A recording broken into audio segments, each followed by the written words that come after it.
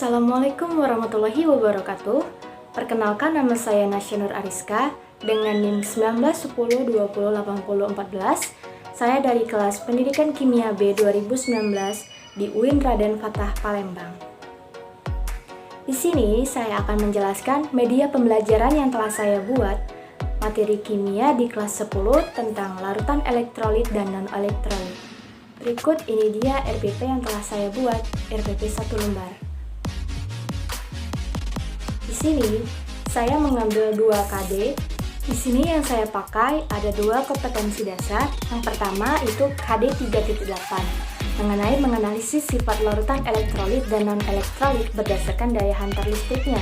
Yang kedua ada KD 4.8 yaitu merancang, melakukan, dan menyimpulkan serta menyajikan hasil percobaan untuk mengetahui sifat larutan elektrolit dan non-elektrolit. Selanjutnya itu ada tujuan pembelajaran. Bisa kita lihat di RPP ini, tujuan pembelajaran yang saya ambil. Berikut ini kegiatan pembelajaran yang telah saya buat, bisa kalian lihat di sini.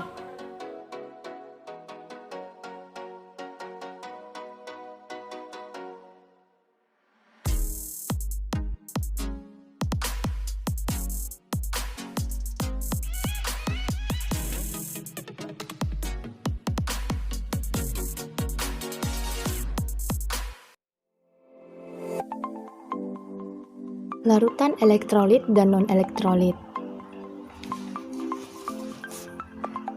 Pernahkah kalian melihat orang menangkap ikan dengan cara disetrum?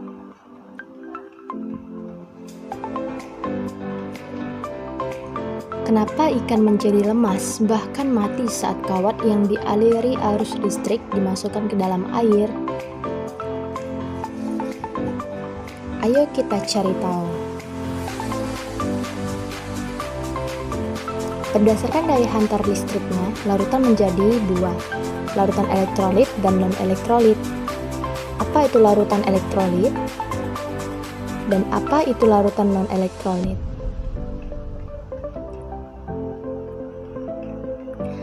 Mari kita simak video berikut ini.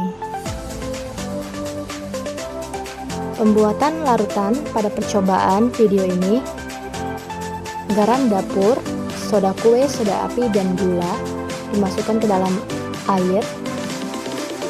Uji coba daya hantar listrik setiap larutan yang telah dibuat. Mari kita lihat. Uji larutan dengan nyala lampu. Kenapa ada lampu yang dapat menyala dan ada yang tidak? Pada larutan garam, lampu menyala terang dan ada gelembung gas pada elektrodanya. Larutan soda kue, lampu menyala redup.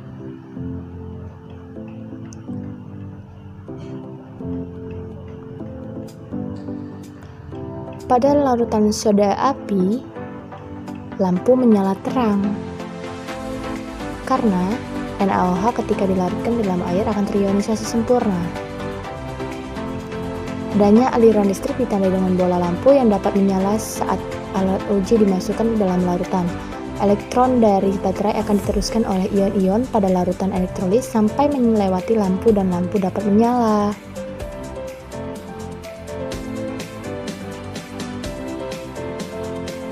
Jadi, larutan elektrolit adalah larutan yang dapat menghantarkan arus listrik karena terdapat ion-ion yang bermuatan yang berasal dari zat terlarut atau mengalami ionisasi saat dilarutkan.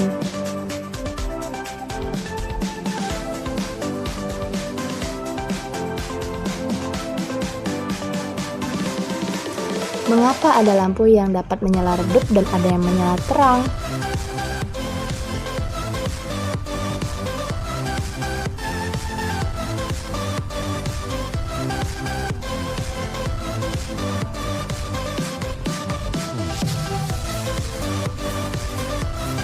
Larutan elektrolit terbagi menjadi 2.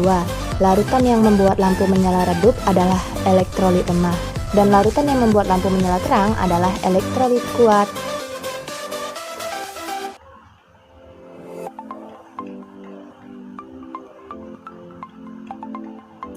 Apa yang mempengaruhi kekuatan elektrolit suatu larutan? Pertama, jumlah ion yang dihasilkan. Pada larutan elektrolit kuat, senyawa terlarut menghasilkan banyak ion dalam larutan. Yang kedua, ada konsentrasi larutan. Pada larutan dengan konsentrasi rendah, encer, ion-ion akan mudah bergerak sehingga daya hantarannya semakin besar.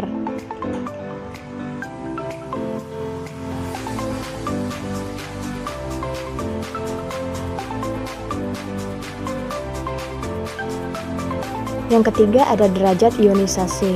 Derajat ionisasi adalah persentase jumlah dari molekul-molekul senyawa elektrolit yang berubah menjadi ion-ion.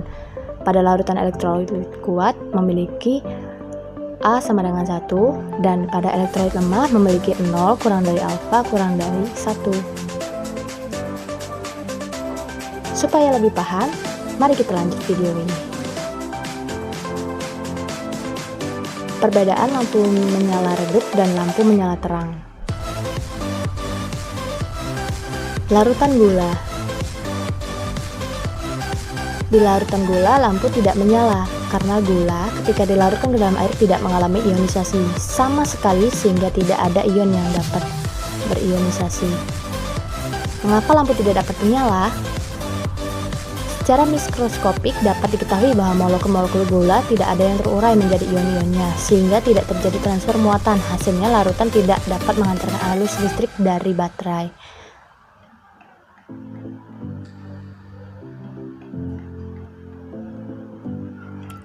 Ada kesimpulannya.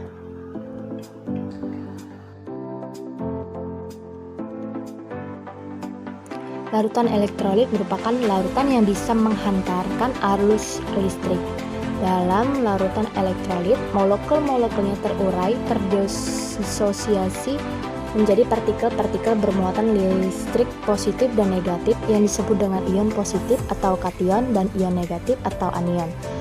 Larutan non-elektrolit merupakan larutan yang tidak bisa menghantarkan arus listrik.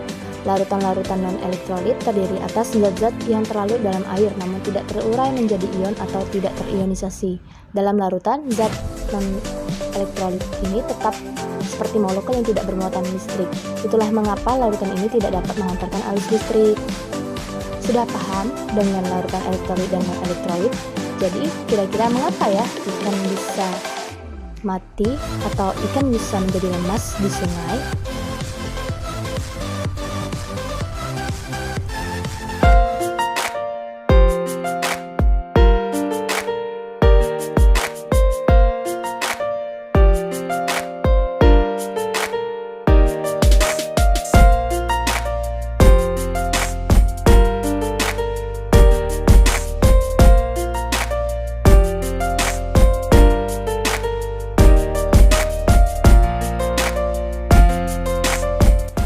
Baiklah, itu saja media pembelajaran yang telah saya buat.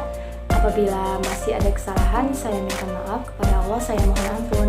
Wabillahi taufiq wal hidayah. Wassalamualaikum warahmatullahi wabarakatuh.